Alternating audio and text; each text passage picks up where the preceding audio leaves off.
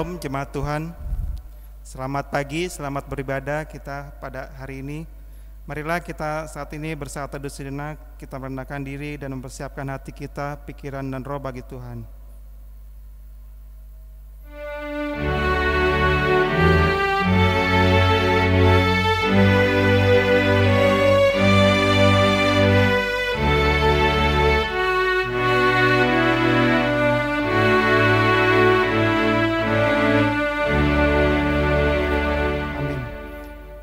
Marilah kita berdiri dan menyambut firman Tuhan sambil menyanyikan dari nyanyian Kidung Jemaat 397 bait yang pertama dan kedua. Terpujilah Engkau Allah Maha Besar.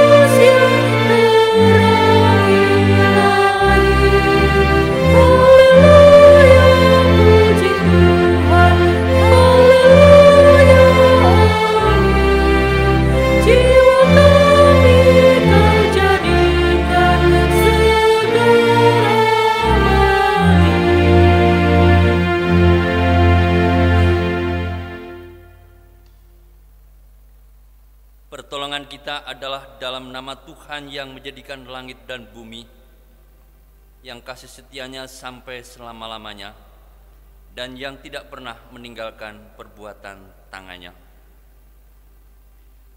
Kasih karunia Tuhan Yesus Kristus menyertai kita dan menyertai saudara juga.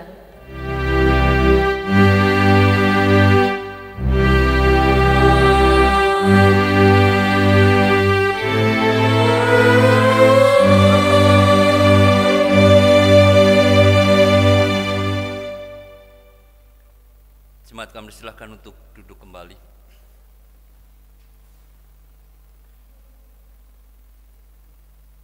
Pada hari ini nas pembimbing yang terambil dari Mazmur 9 pada yang ke-9, di sana tertulis, demikianlah Tuhan adalah tempat perlindungan bagi orang yang terinjak, tempat perlindungan pada waktu kesesakan.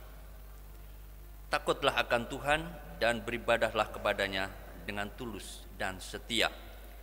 Kepada Tuhan Allah saja kami beribadah dan firman-Nya akan kami dengarkan. Kita angkat pujian dari Kidung Jemaat 397 bait yang ketiga.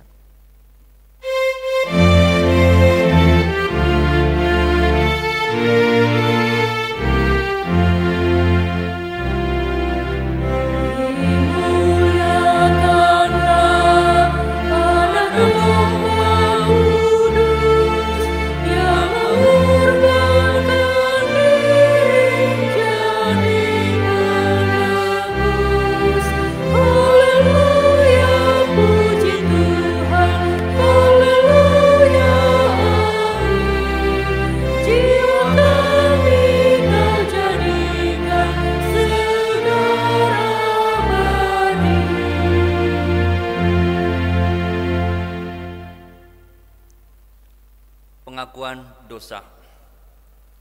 Sebelum kita mengaku dosa selaku jemaat, maka inilah saatnya kita diberi kesempatan untuk mengakui dosa kita secara pribadi.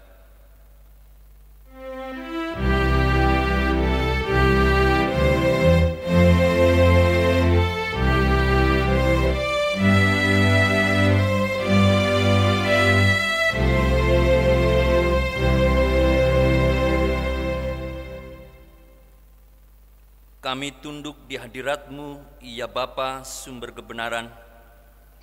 Kami mengaku betapa kami jauh dan berlaku tidak setia kepadamu. Kami hidup di dalam kegelapan, kami berdusta dan tidak melakukan kebenaran. Kami melalaikan perintah-Mu dan sering tidak bertanggung jawab atas berbagai karunia yang Tuhan percayakan kepada kami. Ampunilah dan kasihanilah kami, karena seringkali kami menggerutu dalam bicara kami, dan keangkuhan dalam hati, dan ketidakjelasan, dan kemunafikan dalam kesaksian dan pelayanan kami. Terangilah hidup kami, agar iman dan pengabdian kami kepadamu tidak menjadi pudar. Amin. Berita anugerah. Sesungguhnya pengampunan dosa telah berlaku bagi kita. Dalam nama Allah Bapa, Allah Anak, dan Allah Roh Kudus. Sebab beginilah firman Allah. Baiklah orang fasik meninggalkan jalannya, dan orang jahat meninggalkan rancangannya. Baiklah ia kembali kepada Tuhan, maka dia akan mengasihaninya, dan kepada Allah kita, sebab ia memberi pengampunan dengan limpahnya. Yesaya 55 ayat yang ke-7. Kita sambut Kidung Jemaat 29 ayat yang pertama.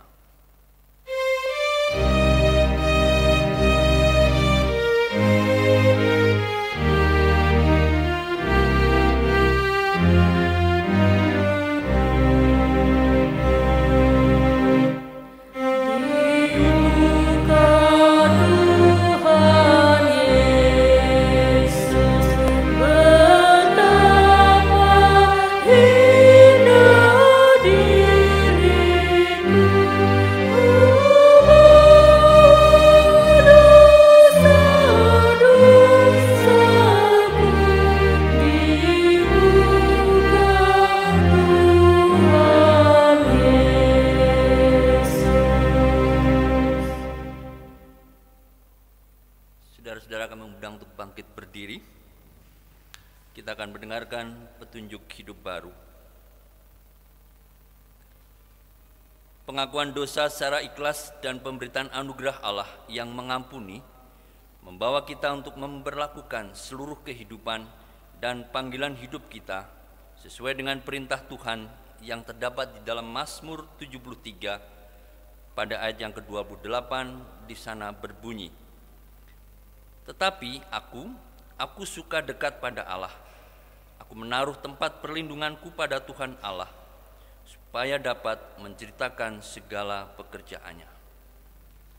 Kita akan memuji Kidung Jemaat 29 pada ayat yang ketiga.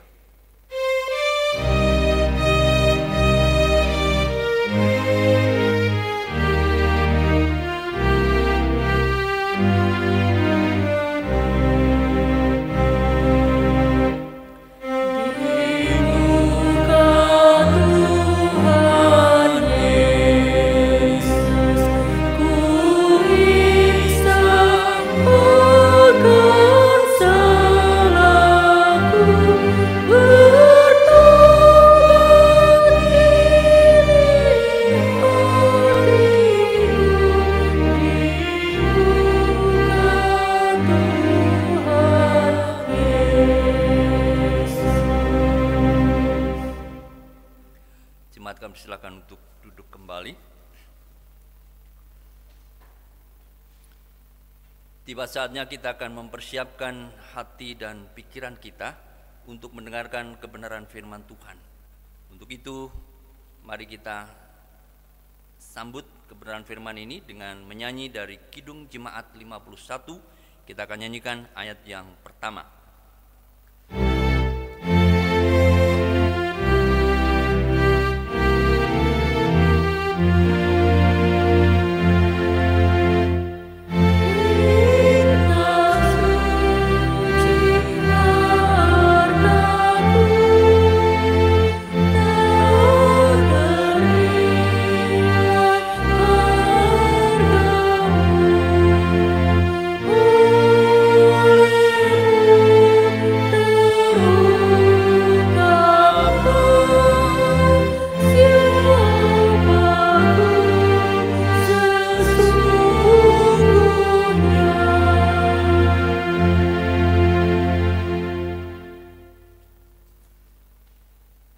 Saudara-saudara, tiba saatnya kita akan bersama-sama mendengarkan kebenaran firman Tuhan.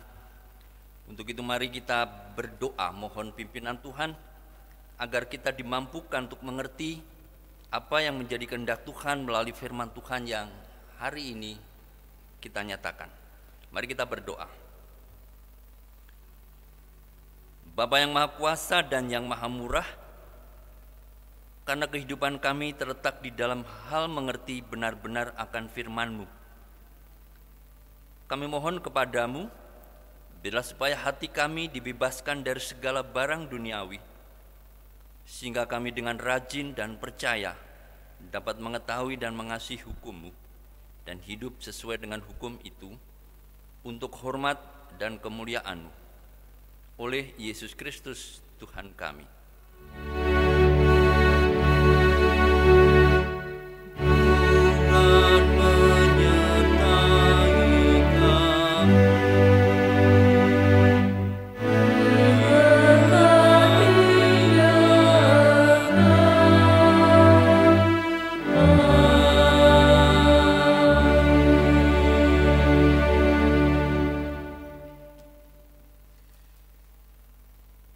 Bapak Ibu kekasih Tuhan kita Yesus Kristus, mari kita akan bersama-sama membaca dari perenungan minggu pagi ini, yaitu terambil dari Mazmur 31. Mazmur 31. Kemudian kita akan membacanya dari ayat yang pertama sampai dengan yang kelima. Kemudian kita akan lanjutkan pada bacaan yang berikutnya, yaitu pada ayat 15 sampai dengan ke-16. Sekali lagi, Mazmur 31, ayat yang pertama sampai dengan kelima, dilanjutkan pada Mazmur 31 yang sama, yaitu ayat 15 sampai dengan 16. Untuk itu, saudara-saudara, kami undang untuk bangkit berdiri.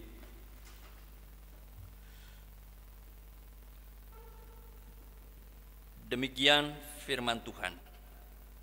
Aman dalam tangan Tuhan. Untuk pemimpin biduan, Mazmur Daud. Padamu Tuhan aku berlindung, janganlah sekali-kali aku mendapat malu. Luputkanlah aku oleh karena keadilan-Mu, sedengkanlah telingamu kepadaku. Bersegeralah melepaskan aku. Jadilah bagiku gunung batu tempat perlindungan, kubu pertahanan untuk menyelamatkan aku. Sebab Engkau bukit batuku dan pertahananku, dan oleh karena nama-Mu, Engkau akan menuntun dan membimbing aku.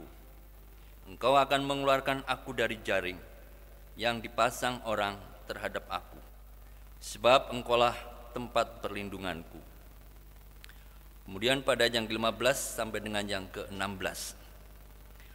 Tetapi aku berkata kepadamu, aku percaya ya Tuhan, aku berkata, Engkaulah Allahku. Masa hidupku ada dalam tangan-Mu, lepaskanlah aku dari tangan musuh-musuhku dan orang-orang yang mengejar aku.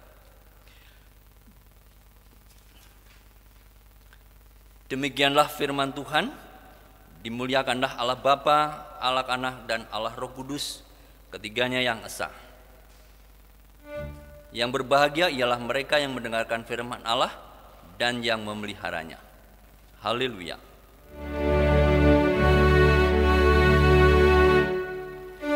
Haleluya. Haleluya. Haleluya.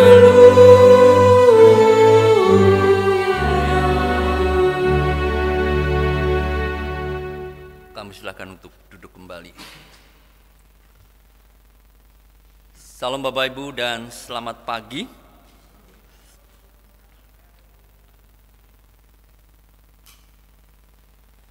Pagi ini kita akan merenungkan kebenaran firman yang pada saat ini adalah setelah Paskah, karena ada beberapa perenungan-perenungan sebelum Paskah dan setelah Paskah.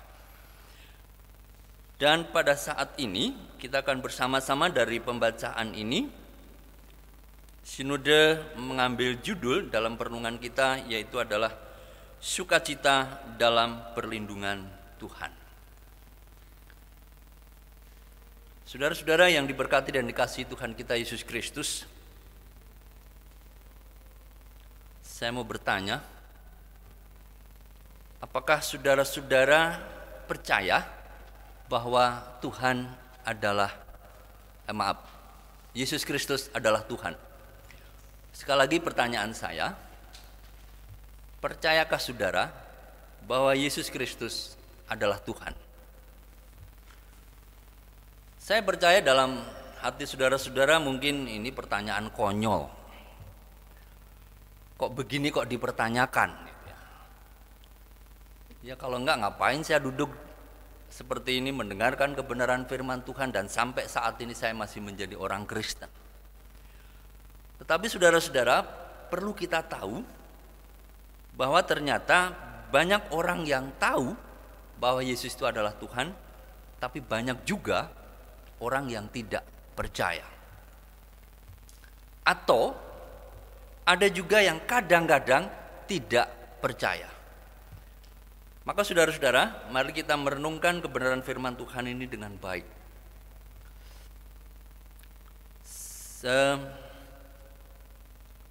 Supaya perenungan ini menjadi tuntas, saya ingin gambarkan bagi saudara-saudara, kalau saudara sudah punya niat akan nonton film, kemudian membeli tiket, maka tentu saudara akan mencari tempat duduk kalau perlu yang paling strategis, dan Anda akan ingin menikmati cerita film itu dari awal hingga akhirnya. Sebab kalau sampai cerita itu terpotong, mungkin ngapain kita? Mungkin harus ke toilet, mungkin kita diajak ngomong teman, mungkin ada HP dan sebagainya. Maka cerita yang sangat bagus ini akan terputus, maka ceritanya akan menjadi berbeda. Padahal film ini dibuat dengan biaya yang sangat mahal, bermiliar-miliar. Sutradaranya ingin menampilkan cerita itu yang sedemikian rupa sehingga ada pesan yang indah dan khusus bagi semua penontonnya. Nah, maka saudara-saudara, pada kesempatan ini mari kita menyimak perenungan ini dari awal hingga akhir, supaya nanti kronologis dan alur cerita ini, pesan apa yang Tuhan inginkan bagi kehidupan kita. Saudara-saudara, kalau melihat bacaan ini adalah menceritakan tentang bagaimana perjalanan Daud yang dia dikejar-kejar oleh Raja Saul. Raja Saul memiliki tentara sekitar jumlahnya 3.000. Sementara Daud hanya punya 600. Pertanyaannya, kenapa Daud dikejar-kejar bahkan mau dibunuh oleh Raja Saul ini? Raja Saul cemburu, ceritanya cemburu. Tapi bukan cemburu karena pacar. Ini tertulis dalam 1 Samuel 18 ayat yang ke-7. Di sana diceritakan bahwa kecemburuan Saul ini adalah di mana Daud terkenal adalah menjadi panglima perang yang hebat. Setiap yang ditugaskan oleh Saul, dia dapat menyelesaikan tugas itu dengan baik. Bahkan dia dapat mengalahkan musuh-musuhnya itu luar biasa. Nah, pada saat itu kepulangan Daud dari medan perang disambut oleh masyarakat bangsa Israel. Apa yang dia sebutkan di situ, yaitu Saul mengalahkan beribu-ribu musuh, tapi Daud mengalahkan berlaksa-laksa. Ini bukan laksa makanan yang di khas Jakarta ya. Berlaksa-laksa itu jumlahnya berpuluh-puluh ribu. Nah, elu-eluan masyarakat inilah, bangsa Israel itulah yang membuat Saul cemburu. Kenapa Daud yang dielulukan bukan saya? Itulah yang membuat menjadi kebencian Saul kepada Daud sedemikian mendarah daging. Nah, saudara-saudara, maka perjalanan Daud ini menjadi berpindah tempat satu dengan pindah ke tempat yang lain. Dari pegunungan satu dan pegunungan yang lain. Dia dikejar-kejar oleh Saul dengan bala tentaranya yang jumlahnya 3.000. Jadi kalau Daud itu hanya 1/5-nya. Maka kalau bertempur perang pasti kalah. Tapi saudara-saudara, apa yang terjadi? Daud percaya bahwa saat pertama kali Daud mengalahkan tentara Filistin, dia ada dalam perlindungan Allah. Itulah yang disadari oleh Daud, bahwa Daud merasakan bahwa Allah melindungi dirinya. Maka apa yang menjadi beban Daud adalah, kenapa Daud tidak melawan saja? Daud sangat menghormati Raja Saul. Dia mengatakan, waktu Saul dia berada di dalam satu gua dan ditemukan oleh Daud, mestinya Daud bisa membunuhnya. Tetapi apa yang terjadi? Daud tidak membunuhnya, tapi dia memotong jubahnya supaya Saul tahu, kalau saya mau membunuh, saya bisa saja. Tetapi apa kata Daud? Aku tidak akan membunuh orang yang diurapi. Sekali lagi saya katakan, Daud tidak mau membunuh kepada orang yang diurapi.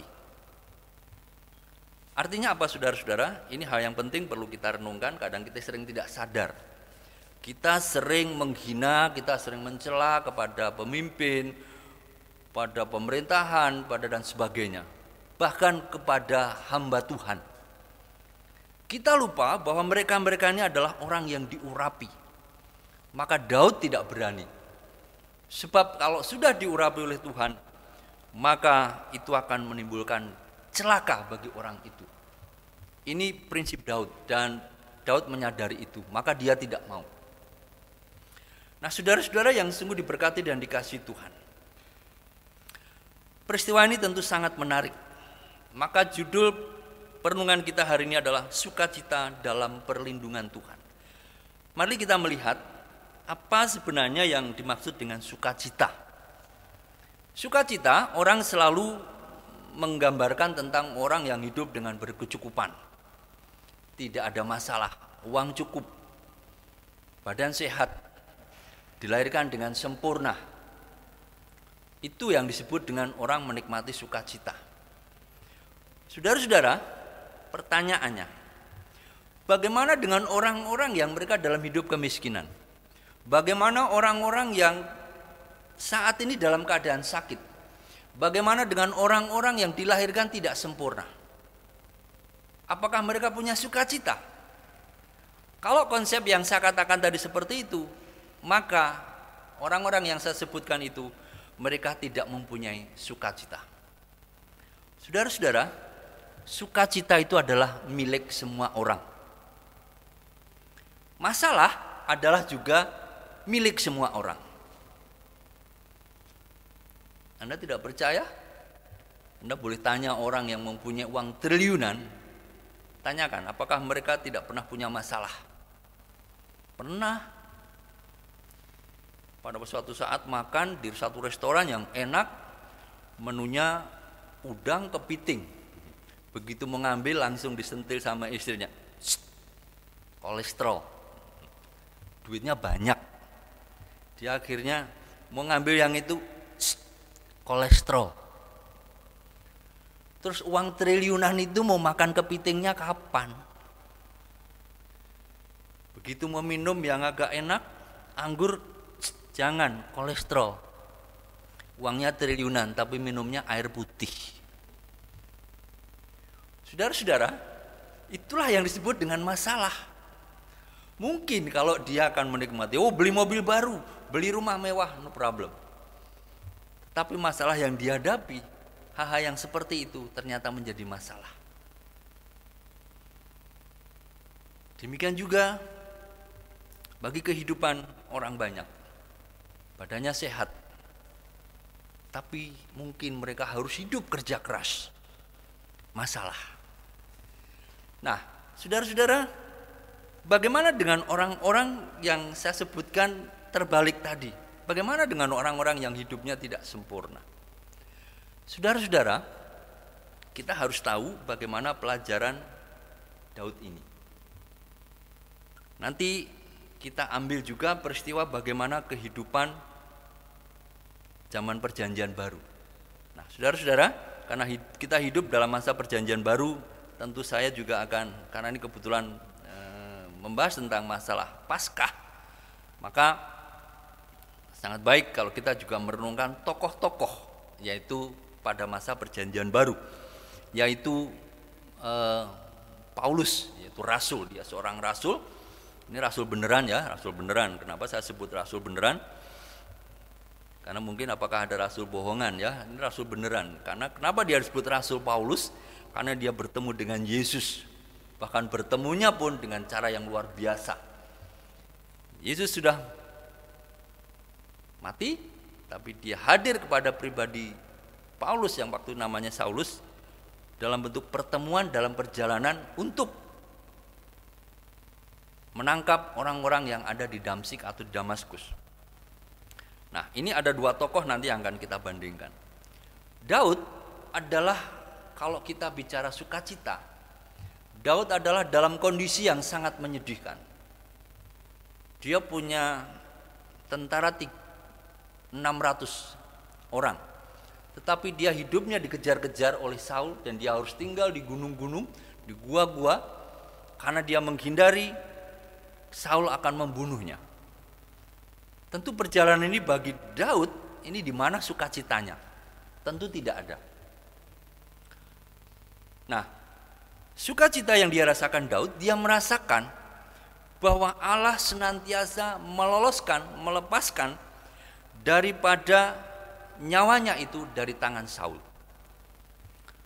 Maka saudara-saudara yang terkasih dalam nama Tuhan kita Yesus Kristus, ini menjadi sangat penting, perlu direnungkan oleh kita semua. Sebab bagi Saul itu merupakan satu sukacita. Dia merasakan bagaimana dia mendapatkan sukacita di saat-saat kondisi yang sangat kritis, tapi dia terlepas dan lolos dari pengejaran Saul, maka dia tetap hidup. Itu saudara-saudara, maka penting perenungan ini menjadi buat kehidupan kita. Apa arti sebenarnya sukacita bagi orang yang senantiasa mengandalkan Tuhan? Maka saudara-saudara, kalau kita tidak pernah mengandalkan Tuhan, kita tidak akan pernah merasakan apa sih artinya sukacita. Saudara-saudara yang terkasih, saya mau sampaikan, tapi saya malu sebenarnya sama majelis tadi ya, sama ibu pendeta juga malu saya. Saya mau naik mimbar tadi, saya mah berat. Bu pendeta bilang, saya bilang, Bu, doakan Bu. Saya mah berat, sampai aduh saya bisa naik mimbar apa enggak gitu. Tetapi mendadak begitu saya keluar dari pintu itu berdoa, saya lupa dengan apa yang saya rasakan tadi. Saya tadi sampai ke kamar mandi berapa kali tadi. Tapi begitu keluar dari situ, rasa yang saya rasakan itu bisa hilang semua. Maka saudara-saudara, itu bagi saya sukacita. Coba kalau saya sampai naik mimbar ke sini kondisinya seperti tadi. Waduh. Mungkin pelayanan hari ini tidak berkenan di hadapan Tuhan. Itulah yang disebut dengan sukacita dalam perlindungan Tuhan. Maka saudara-saudara yang terkasih dalam nama Tuhan kita Yesus Kristus, saya juga ingin belajar dari bagaimana perjalanan Paulus. Dia dulu adalah orang yang sangat benci kepada para pengikut-pengikut Kristus. Dia mengejar-ngejar, bahkan dia tangkap dan dia tawan dan bahkan ada yang dia bunuh. Dia sangat benci sekali. Tapi saudara-saudara, setelah Paulus ditangkap oleh Yesus, maka sebaliknya ceritanya. Pauluslah yang sekarang dikejar-kejar akan dibunuh oleh orang-orang yang dulu menjadi pengikutnya. Bahkan Paulus hampir tidak ada tempat yang aman buat hidupnya. Tetapi apa yang terjadi saudara-saudara? Paulus tetap sukacita. Apa nikmatnya sebenarnya? Kalau enak Paulus enak pada waktu itu yang dia masih bernama Saulus. Dia banyak pengikutnya, dia aman, dia dekat dengan pemerintahan, dia aman. Tetapi dia meninggalkan, dia ditangkap Yesus, dan dia menjadi seorang rasul yang luar biasa. Dan hidupnya di mana-mana hampir tidak ada tempat yang aman. Dia selalu dikejar-kejar, bahkan nyawanya menjadi pertaruhannya.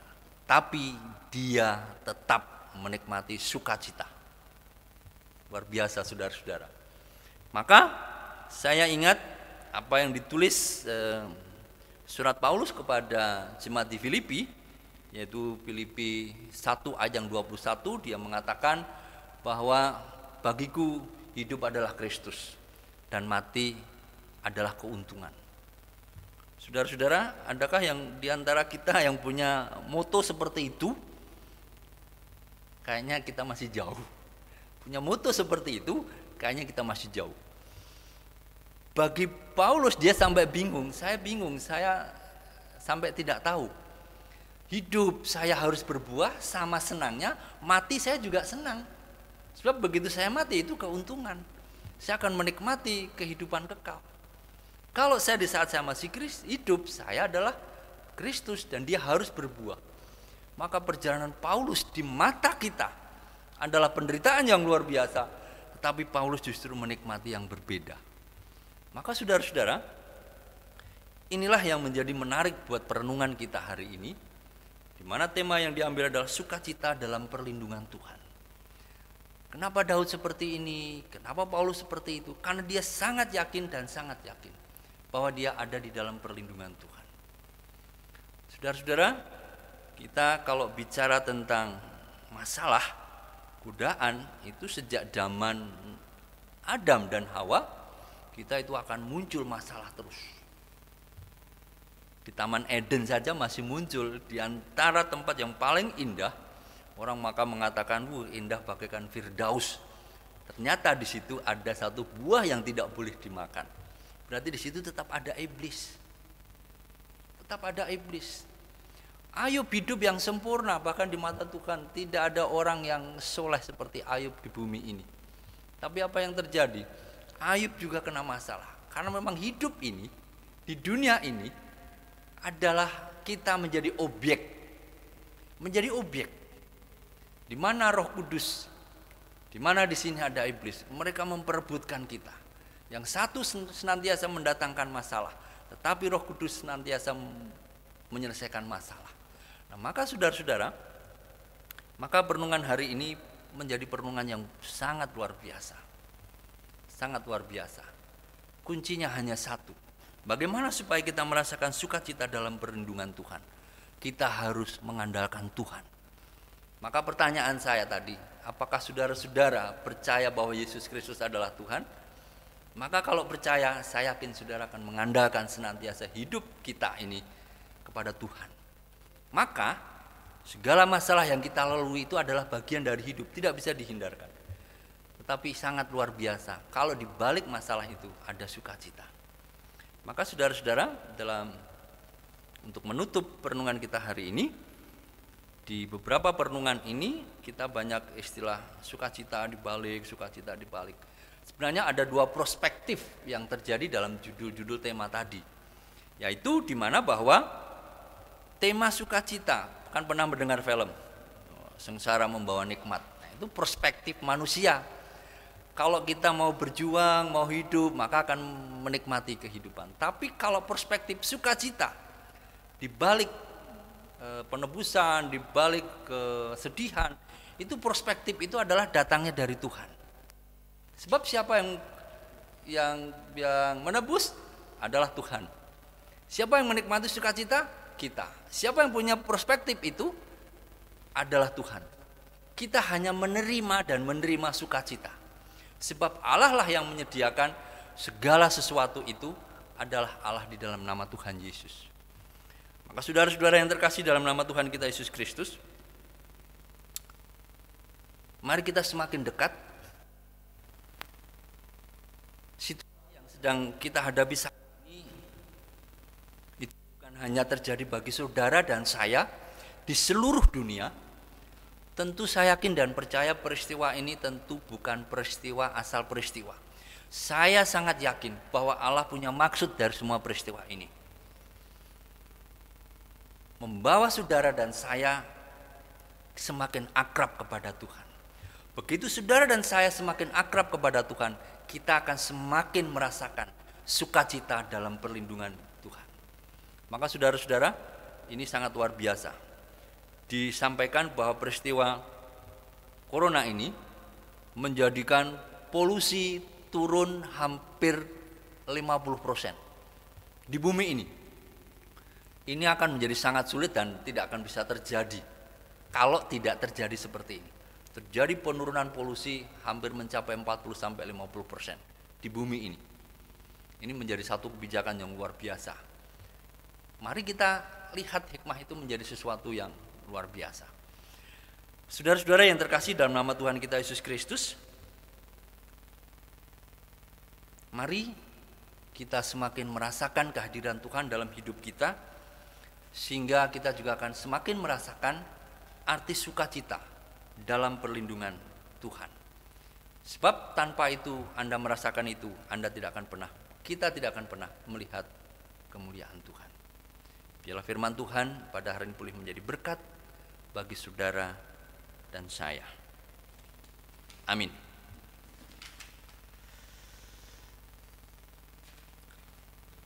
Untuk itu saudara-saudara, kita akan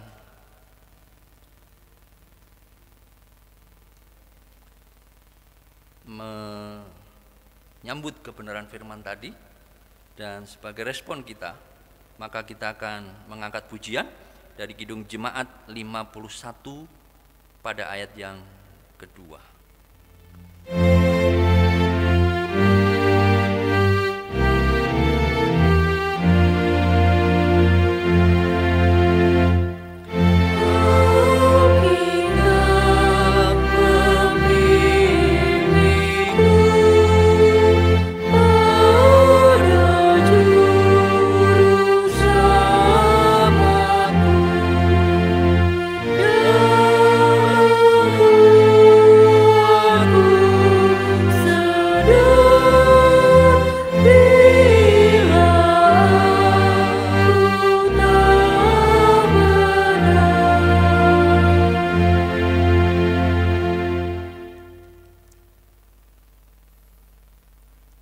Jemaat yang dikasihi Tuhan, marilah kita bangkit berdiri. Kita bersama-sama dengan semua orang percaya dari segala abad dan tempat, kita mengucapkan pengakuan imam yang am dan rasuli dengan berkata, Aku percaya kepada Allah, Bapa yang Maha Kuasa, Khalik langit dan bumi, dan kepada Yesus Kristus, Anaknya yang tunggal Tuhan kita, yang dikandung daripada Roh Kudus, lahir dari anak darah Maria, yang menderita di bawah pemerintahan Pontius Pilatus, disalibkan, mati dan dikuburkan, turun ke dalam kerajaan maut. Pada hari yang ketiga, bangkit pula dari antara orang mati, naik ke surga, duduk di sebelah kanan Allah, Bapa yang Maha Kuasa, dan akan datang dari sana untuk menghakimi orang yang hidup dan yang mati. Aku percaya kepada Roh Kudus, gereja yang kudus dan am, persekutuan orang kudus, pengampunan dosa, kebangkitan daging, dan hidup yang kekal. Amin. Jemaat, silakan duduk kembali. Saudara-saudara jemaat, marilah kita mengucap syukur kepada Tuhan melalui persembahan kita sambil mengingat firman Tuhan dari Bilangan 18 ayat yang ke-29 yang berbunyi demikian. Dari segala yang diserahkan kepadamu, yakni dari segala yang terbaik di antaramu, haruslah kamu mempersembahkan seluruh persembahan khusus kepada Tuhan sebagai persembahan kudus daripadanya. Sambil kantong persembahan diedarkan, kita angkat pujian dari NKB 134, bait yang pertama. Terima kasih Tuhan, terima kasih ya Tuhanku.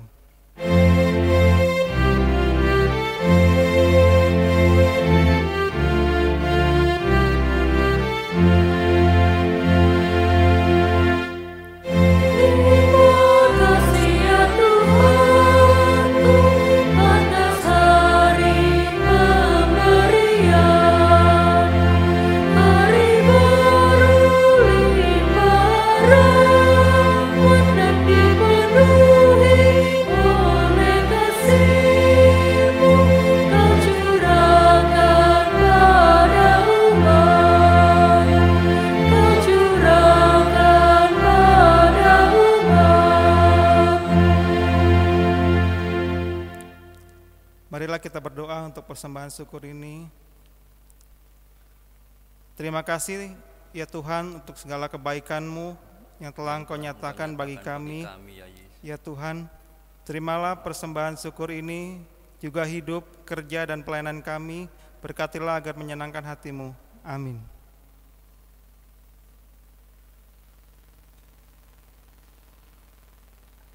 Tiba saatnya kita akan masuk di dalam doa syafaat. Untuk itu mari saudara-saudara, kita tundukkan kepala dan kita berdoa. Bapa yang Maha Kudus, Bapa yang kami puji dan kami sembah di dalam Putra-Mu Tuhan kami Yesus Kristus. Terima kasih ya Tuhan, karena kasih kemurahan-Mu, kami sungguh bersyukur karena kebaikan Tuhan tidak pernah berhenti. Sehingga Tuhan kami boleh merasakan bagaimana sukacita kami karena Bapa yang di surga melalui Putranya Tuhan kami Yesus Kristus senantiasa ada di dalam setiap hidup dan kehidupan kami. Sehingga Bapa, kami sungguh merasakan kasih Tuhan.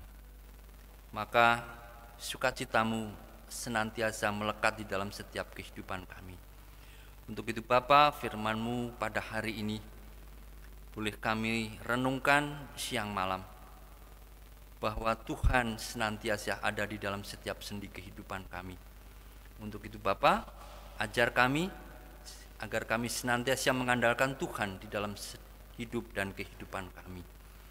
Terima kasih Bapa atas firman-Mu pada pagi ini. Selanjutnya Tuhan, pada pagi ini kami ingin menyerahkan kehidupan kami pribadi lepas pribadi. Di mana saat ini ya Tuhan, di mana wabah corona menjadi wabah yang membumi, di mana di permukaan bumi ini semua sedang berjuang melawan wabah ini. Bapa dalam Yesus Kristus,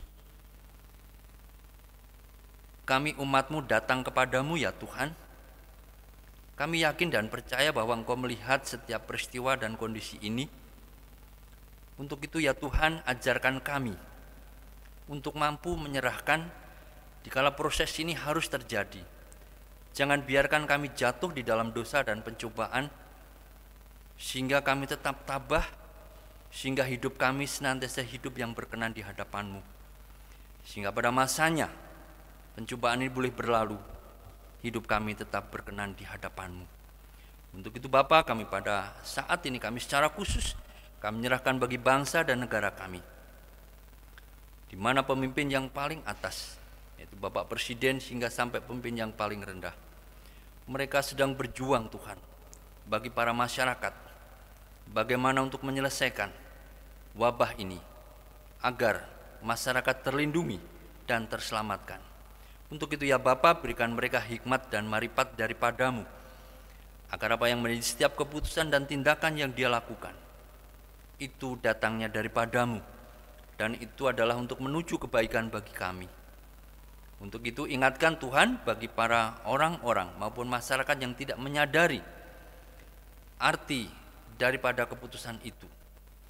Tolong Tuhan gerakkan dengan Roh Kudus-Mu agar dia menyadari untuk bersama-sama melawan, menyelesaikan wabah corona ini dengan bersama-sama mengikuti apa yang menjadi anjuran pemerintah. Untuk itu Bapa, sekali lagi ajar kami untuk hidup bersama-sama. Ajar kami untuk hidup memikirkan orang lain, bukan hanya memikirkan diri kami sendiri. Bapa dalam surga, kami juga berdoa bahwa wabah ini bukan hanya terjadi bagi para mereka yang terkena wabah ini, tetapi dampak yang lebih luas, yaitu adalah dampak ekonomi. Bapa dalam surga, dampak ini sungguh menyentuh bagi setiap orang. Karena kebutuhan hidup adalah menjadi kebutuhan utama, menjadi kebutuhan biologis mereka. Hal itu tidak dapat ditunda. Tuhan, jangan biarkan iblis untuk mengambil peluang dan kesempatan ini untuk membawa kami untuk jatuh di dalam pencobaan dan dosa. Tolong kami Bapa, selamatkan kami. Tolong kami agar kami tetap hidup di dalam kebenaran-Mu dan hidup kami tetap berguna bagi orang lain. Terima kasih Tuhan, kami sungguh mengandalkan kasih-Mu. Bila melalui peristiwa ini Tuhan, kami boleh melihat kemuliaan-Mu dan kami boleh melihat sukacita karena perlindungan Tuhan dalam kehidupan kami. Bapa dalam surga, pada saat ini kami juga berdoa bagi Sinode Gereja Kristen Oikumene di Indonesia. Berkati setiap pelayanannya Tuhan, pakailah kami sebagai kepanjangan tangan-Mu, agar kami boleh menjadi pelayan-pelayan yang berkenan di hadapan-Mu, sehingga kami boleh menyentuh pelayanan kami bagi orang-orang yang membutuhkan. Sehingga Tuhan, melalui GKO di Indonesia ini, kami boleh menyampaikan Injil, boleh menyampaikan kebenaran firman-Mu di berbagai tempat. Untuk itu berkati para pengurus-pengurus sinode, para pendeta, para penatua di seluruh Indonesia, yang mereka Engkau pakai dan Engkau panggil Tuhan untuk melayani. Berkati mereka agar sentuhan-sentuhan pelayanan mereka sungguh-sungguh boleh menjadi berkat bagi orang-orang yang memerlukan pelayanan. Untuk itu Bapa di dalam surga, demikian juga kami secara khusus kami menyerahkan pelayanan bagi Gereja Kristen Oikumene di Tangerang ini. Kami menyerahkan para hamba-hamba-Mu yang telah Engkau pilih dengan segala keberadaan kami yang ada. Tapi jikalau tangan Tuhan menyertai kami, Roh Kudus memberkati kami, maka kami boleh berbuat lebih banyak dari apa yang kami punya dan kami ada. Sehingga Tuhan, pelayanan kami juga boleh menyentuh setiap para jemaat-Mu di tempat ini. Bapa dalam surga, biarlah kondisi yang seperti ini tidak mengurangi kerinduan kami bersekutu, tidak mengurangi kerinduan kami semakin akrab kepadamu Tuhan. Justru melalui peristiwa ini Tuhan, kami ingin kehadiran Tuhan, dan kami senantiasa ingin menghadirkan Tuhan di dalam setiap kehidupan kami. Pada saat ini kami secara khusus kami menyerahkan hamba-Mu Gembala Sidang Ibu Pendeta Indah Sriatun yang telah Engkau utus, Engkau pilih untuk menjadi Gembala Sidang di tempat ini. Tuhan, berkati kehidupan hamba-Mu ini, biarlah Engkau sendiri yang membungkus kehidupannya, keluarganya, sehingga melalui hamba-Mu ini juga pelayanan bagi gereja-Mu di tempat ini semakin bertumbuh. Untuk itu Bapa, kami menyerahkan hamba Tuhan yang Kau urapi ini, agar mereka, hamba-Mu ini boleh bersama-sama dengan kami, sehati dan sepikir, kami bersekutu untuk melayani umat-Mu di tempat ini.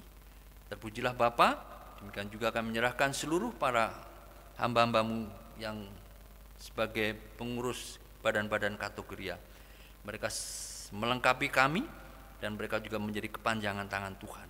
Berkati mereka Tuhan, agar mereka dengan penuh sukacita dan merasakan bahwa panggilan Tuhan itu adalah mulia. Bapa dalam surga, kami juga menyerahkan jemaat-jemaat-Mu yang saat ini sedang sakit. Bapak Thomas, Pak Tambunan, demikian juga Ibu Filistin, demikian juga mungkin jemaat yang lain yang saat ini tidak dapat kami sebutkan. Kami hadapkan kepadamu ya Bapa, Engkau hadir, Engkau yang menjamah dan melawat, sehingga berkat penyertaan kesembuhan boleh terjadi bagi mereka.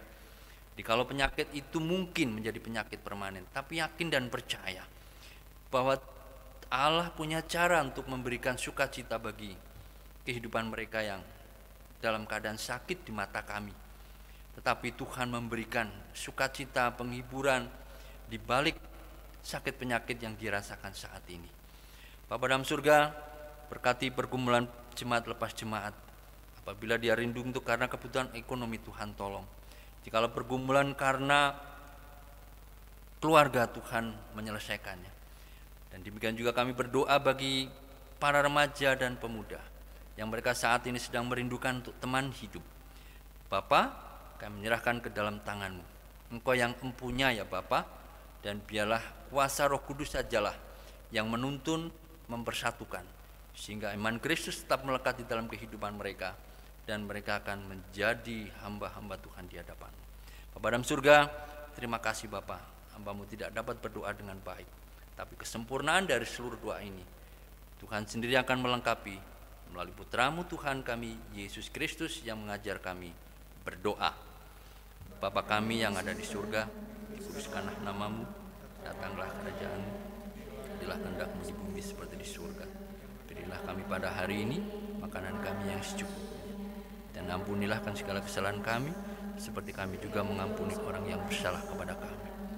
Dan janganlah membawa kami ke dalam pencobaan, tapi lepaskanlah kami daripada yang jahat. Karena Engkau-lah yang punya kerajaan dan kuasa dan kemuliaan sampai selama-lamanya. Amin. Tiba saatnya kita akan di penghujung dari persekutuan kita minggu pagi ini. Untuk itu saudara-saudara jemaat kami undang untuk bangkit berdiri. Kita akan menyanyi dari NKB 196 ayat yang pertama. NKB 196 ayat yang pertama.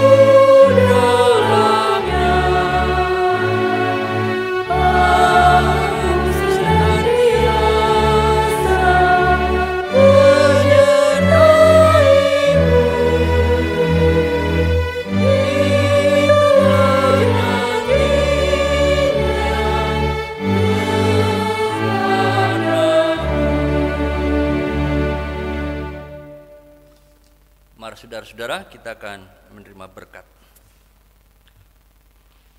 Jemaat kekasih Kristus,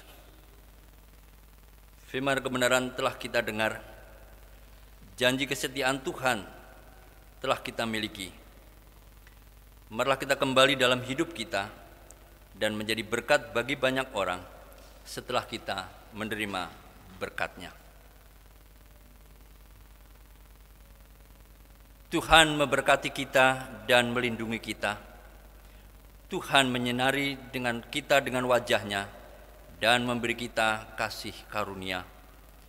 Tuhan menghadapkan wajah-Nya kepada kita dan memberi kita damai sejahtera. Amin.